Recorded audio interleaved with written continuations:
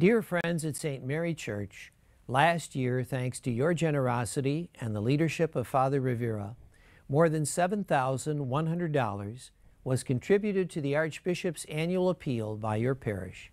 Thank you, and may God bless you for your support.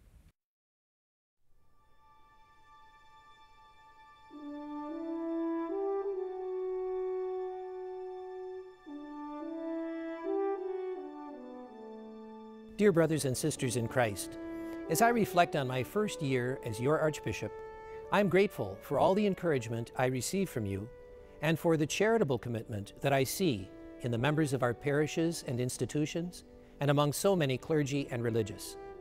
Our local church in the 3 counties of the Archdiocese has a profound impact for good in the lives of many people, both within and outside the church. Your generosity to the Archbishop's annual appeal remains impressive. In 2014, for the 3rd consecutive year, more than $10 million was raised, resulting in corporal and spiritual works of mercy that are an important part of everyday life in our 214 parish communities. We reach out with compassion to those who need our help the most, the hungry, the poor, and the struggling. We educate youth. We prepare our seminarians and diaconate candidates for future ministry, and we care for our beloved retired priests. As a community of faith, we are clearly committed to fulfilling the mission of Jesus, and so it's very fitting that living the joy of the gospel has been chosen as the theme of the 2015 Archbishop's Annual Appeal. Living the joy of the gospel is the name that Pope Francis has given to the challenge facing the Church in our time. As believers, we experience the joy of the gospel because we know Jesus and because we encounter him in one another and in the least of our brothers and sisters. On the 2nd Sunday of Lent, we hear how Abraham was prepared to sacrifice everything, even his son, if God so willed. And because of Abraham's obedience, he was greatly blessed.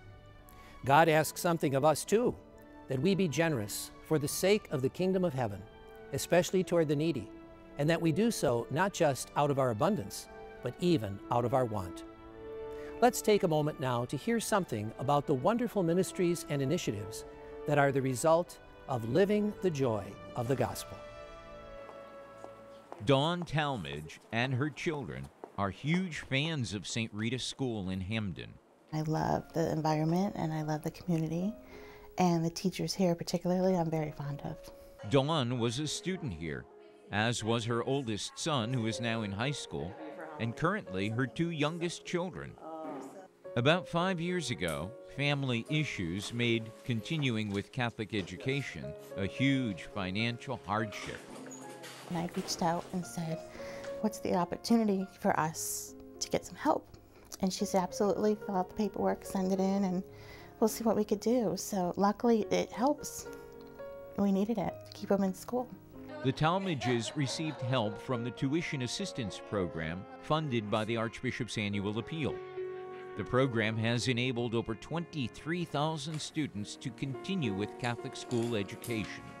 I think it's crucial because we have people that have all sorts of different challenges, and I think with those monies we're able to provide a good Catholic education for people that have all sorts of needs. I didn't realize the importance of it myself until I needed it, and I didn't realize it was really there, and how much it funded and how many people it really does help and how many local people it helps. So it is important. It's really important, and I give as much as I can too when it's my turn. In just the last 7 years, the Archbishop's Annual Appeal, through the generosity of its donors, has awarded $6.5 million to Catholic school students. When you give to this appeal, you're giving directly to people. And in our case, it's students that not only want to learn, but they do want to be a part of a faith community. And I don't think there's anything better than that. It was bad. I used to go to school. I would pick up chairs. I would throw it at people. I would throw desks. Somebody tries to fight me, I hit him in the face. It was rough. I called 911 because he was out of control. When I first got him, At 11 years old, he had significant mood dysregulation, suicidality, a lot of at-risk behaviors and self-harming behaviors, tantruming behaviors. He would bang his head against the wall, fight, run out of school. But with a committed family, a lot of hard work, and help from Catholic Charities, Jason has made significant progress. It's different now. Now people look up to me instead of look down at me. Now that I know stuff, they want me to teach. Now it's different. Jason is just one of the more than 6,000 individuals with behavioral health issues that Catholic Charities serves each year. We have a very long history of providing mental health services. It's one of those programs that's been at the foundation of our mission. And it really is compatible with a lot of the other services and programs that we provide, because many times individuals come to us with a multiplicity of needs. Catholic Charities provides these services at 10 mental health sites across the Archdiocese of Hartford. I think it's important to understand that sometimes parents and families need support with identifying the signs of some of the behaviors or some of the feelings that they see with their children, and then be able to ask for help. With support from the Archbishop's annual appeal, Catholic Charities will be able to increase critical behavioral health and support services to an additional 1,200 families and children each year. He changed a lot. Now he take everything like step by step. He do what he gotta do. Well, Catholic Charities is helping a lot with my family. I suggest for kids that want to change their life, they should go to Catholic Charities and ask for help. Because I don't want to see people grow up like how I did. And like, I'd rather people like come from the bottom and how we make it to the top. I did not expect to be here. I never in a million years imagined myself in this position. Never. It can happen to anybody. So I came here as a homeless vet. I've been homeless for 10 years, somewhere around there, because when I got out the military, it was pretty hard for me getting a job. These are just two of the many people who have at one time called South Park Inn in Hartford home. We've had 60,000 people. Our average length of stay is only 3.5 weeks. Only 10% of this population is chronically homeless. If not for this place and places like this, it'll be in much worse shape. A single mom with 3 children, Emily had nowhere to go after her relationship fell apart. I would have ended up in my car, in the streets. My kids probably would have been taken away because I wouldn't have been able to provide a place for them to stay. South Park Inn serves 85 men, women, and children every night. They are always at capacity. Last year, they had to turn away 3,500 people. Only half the folks that we serve are from Hartford. I live in Enfield, and there's no shelter from here to Enfield. So Bloomfield and Windsor and Enfield and some pretty big towns, have no really place for anybody to go. So a big part of our population is not from here at all. Ron was a homeless vet who was diagnosed with prostate cancer and continues to suffer from the disease. This place has put me on the right step, got me out of trouble that I used to get into. So I started getting myself more into religion, and this place has helped me out. They have people that come here actually on Sundays and pick you up. South Park Inn doesn't only feed and house their clients, they provide an array of programs. Maybe 50%, 70% sometimes are suffering from some form of, whether it's a minor form of mental health issues or a severe mental illness.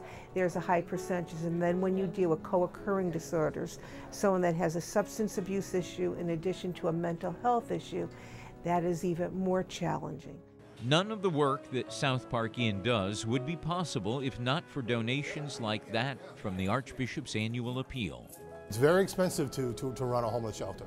The money from the Archbishop's annual appeal really goes a long ways in helping us help those that we serve. It's helped Emily graduate from nursing school, and it's helped Ron get his own place in Hartford. With the support that the churches have given us, with the funding that individuals can help our shelter, they never realize who they are helping sometimes. They don't know if it's a family, if it's a neighbor, if it's a long-distance cousin. You just do not know. But we are helping a lot of people. Last summer, about 24 seminarians of the Archdiocese of Hartford gathered at St. Thomas Seminary in Bloomfield. So we go to different seminaries. Some seminarian goes to Florida, some go to Maryland, Philadelphia, Boston. So we're kind of all spread out. So it's nice to come together and get to know the guys that are, God willing, going to be our future brothers in the presbyterate. Glenn is in his 5th year of formation, while Matthew is brand new, starting his formation just last year. Nancy and Father Smith have been very opening. They've been very much a big help to helping me get along with this process, and I don't think I would be where I am without their help. We are there to facilitate their formation, and the office is the key, the central point for that. There are currently 26 seminarians in the Archdiocese of Hartford, with 3 of them set to be ordained this May. Anthony is in his 2nd year of formation and has relied on the vocations office for guidance.